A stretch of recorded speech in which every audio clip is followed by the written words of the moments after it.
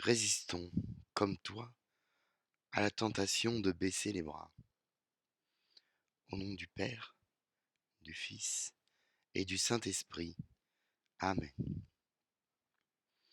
Bienvenue, chers amis, chers frères et sœurs, dans ce quotidien Jésus numéro 151. Nous sommes aujourd'hui le mercredi saint. Je vous souhaite à toutes et à tous un bon mercredi saint et une bonne semaine sainte. Nous sommes au 37e jour de notre carême. Aujourd'hui, nous prions le Seigneur Jésus-Christ pour ceux qui désespèrent de la vie, qui ne trouvent plus de goût à l'existence, qui se perdent dans la dépression, qui ont des idées suicidaires. Puisse le Christ, lui qui sur la croix a crié au Père, « Pourquoi m'as-tu abandonné ?», les libérer de leur fardeau, dont le joug est léger, lui dont le joug est léger. Oui, espérons et bénissons le Seigneur, il est bon, éternel est son amour, en lui rien n'est impossible. Seigneur, prends pitié. Ô Christ, prends pitié. Seigneur, prends pitié.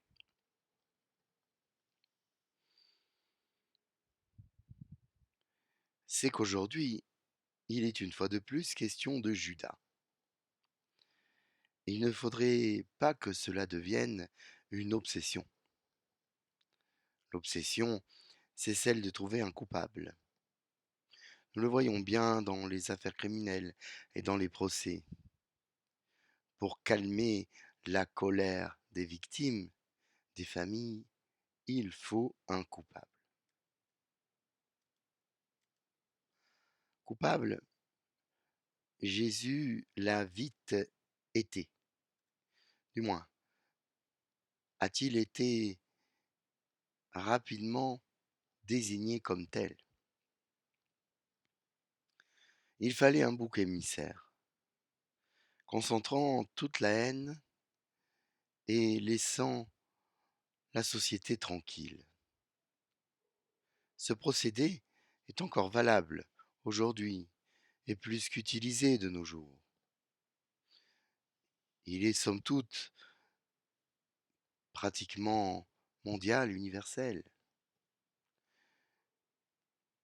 Mais Seigneur, il fallait que tu répondes à deux fléaux. Celui de la culpabilité du péché originel, et celui de la peur de la mort. Après toutes ces souffrances, la passion et la mort, Jésus réussit cela. Par le pardon et la miséricorde, la culpabilité est mise à mal. Par la résurrection, la mort est vaincue. C'est ce que nous racontent les évangiles. C'est cette belle histoire, celle d'un Dieu qui se fait créature pour sauver ses créatures pécheresses, lui, le Créateur, par la seule force de l'amour. Que Dieu nous entende. Nous lisons aujourd'hui dans l'évangile de Jésus-Christ selon saint Matthieu au chapitre 26. En ce temps-là, l'un des 12, nommé Judas l'Iscariote, se rendit chez les grands prêtres et leur dit : « Que voulez-vous me donner si je vous le livre ? » Ils lui remirent 30 pièces d'argent. Et depuis, Judas cherchait une occasion favorable pour le livrer. Le premier jour de la fête des pains sans levain, les disciples s'approchèrent et dirent à Jésus : « Où veux-tu que nous te fassions les préparatifs pour manger la Pâque ? » Il leur dit : « Allez à la ville, chez un tel, et dites-lui : le Maître te fait dire, mon temps est proche. C'est chez toi que je veux célébrer ta Pâque avec mes disciples. » Les disciples firent ce que Jésus leur avait prescrit et ils préparèrent la Pâque. Le soir venu, Jésus se trouvait à table avec les 12. Pendant le repas, il déclara: Amen, je vous le dis, l'un de vous va me livrer. Profondément attristés, ils se mirent à lui demander chacun son tour: Serait-ce moi, Seigneur? Prenant la parole, il dit: Celui qui s'est servi au plat en même temps que moi, celui-là va me livrer. Le Fils de l'homme s'en va, comme il est écrit à son sujet. Mais malheureux celui par qui le Fils de l'homme est livré. Il vaudrait mieux pour lui qu'il ne soit pas né, cet homme-là. Judas, celui qui le livrait, prit la parole. Rabbi, serait-ce moi? Jésus lui répond: C'est toi-même qui l'as dit. Nous acclamons ta parole. Louange à toi, Seigneur Jésus. Le prix d'une vie. Nous avons vu durant la pandémie de coronavirus à quel point la vie est précieuse. Si certains disent ou prétendent qu'il y a eu de l'exagération, qu'ils aillent le dire aux familles endeuillées, nous sommes tombés d'un coup d'une certitude, celle de notre pseudo-immunité en tant que super-humain, pour nous rendre compte de notre extrême fragilité face aux facteurs extérieurs. Nous avons vu combien cela coûtait de protéger des vies, au risque de déplaire à tous en prenant des décisions impopulaires. Une vie n'a pas de prix. La question de Judas au grand prêtre est dénuée de sens. Cette forfaiture le dessert. Et chacun comprend qu'il a perdu la tête. Dans le bouillonnement d'une Jérusalem fébrile, il en est arrivé à se trahir lui-même. De nombreuses questions légitimes se posent à nous, et il ne faut pas en avoir honte. C'est vrai. Pourquoi était-il nécessaire que tu sois dénoncé, Seigneur, alors que, connu par tes miracles et tes propos, beaucoup te connaissent et te reconnaissent? Les comploteurs et les autorités auraient pu facilement te trouver. Même si Judas les mène jusqu'à Gethsémani, il faut aussi qu'il t'identifie parmi les autres, alors que même Pierre fut reconnu par la foule. C'est une question complexe et intéressante. C'est une question hautement théologique que celle de Judas. Dans cet évangile, tu as, Seigneur, des mots forts face à lui, qui portent le malheur et qui auraient mieux fait de ne pas naître. Judas, nous dit le texte, est sous l'emprise du démon, est sous l'emprise de Satan. Judas est un pion de Satan, un jouet pour Satan, qu'il utilise dans un but bien précis, par ce qui fomente cette mise à mort et par lui-même.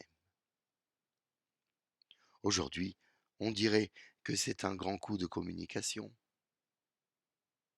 Il est plus fort, plus incisif de faire arrêter Jésus par l'un des siens. Cela donne même une légitimité à cette arrestation, puisque c'est un des 12 qui le livre aux autorités. Mais c'est surtout un coup de glaive planté dans ton cœur et destiné à te faire renoncer, à reculer, ce qui aurait été très simple, en abjurant tes propos, en niant tes paroles, en te soumettant au Sanhédrin et aux puissances religieuses. Pas de condamnation, pas de croix, pas de croix, pas de mort, pas de mort, pas de résurrection, pas de résurrection, pas de salut. C'est le plan de Satan.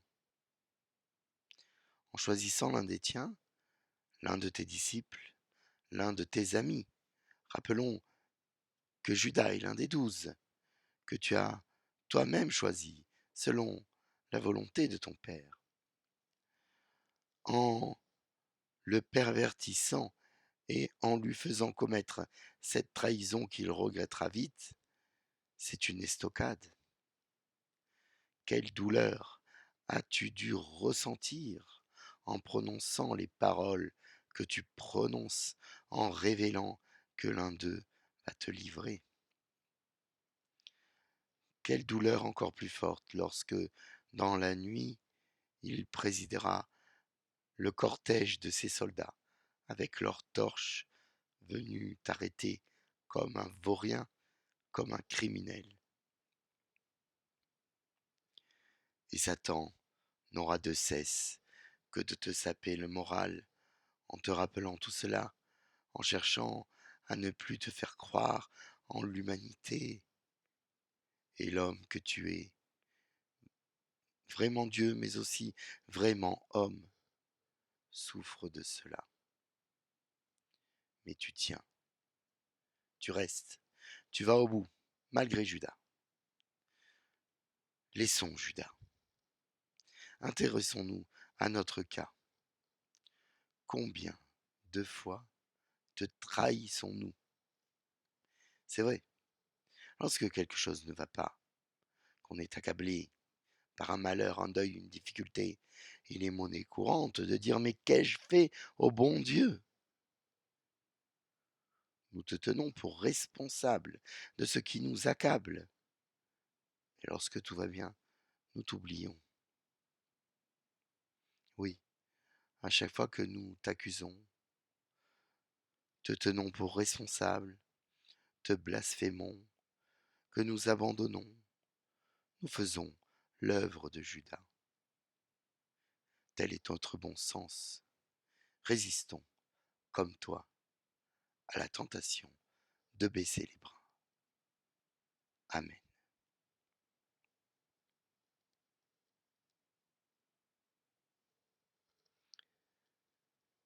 Le Christ Jésus, ayant la condition de Dieu, ne retint pas jalousement le rang qu'il égalait à Dieu, mais il s'est anéanti, prenant la condition de serviteur, devenant semblable aux hommes.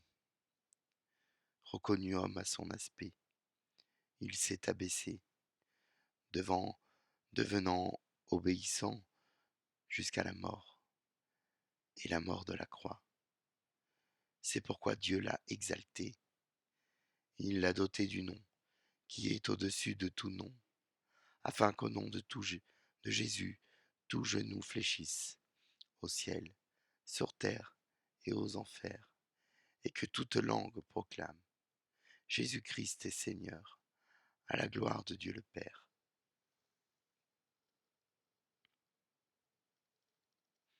Prions. Dieu Tout-Puissant, nous t'en supplions, quand nous tombons, quand nous tombons à cause de notre faiblesse, donne-nous de reprendre vie par la passion de ton Fils bien-aimé, lui qui règne avec toi et le Saint-Esprit, maintenant et toujours et pour les siècles des siècles. Amen. Bon mercredi, chers frères et sœurs, dans la paix, dans la joie et la souffrance aussi de cette semaine sainte, de ces jours saints qui nous rappellent les jours difficiles de notre Seigneur, mais ô combien nécessaires.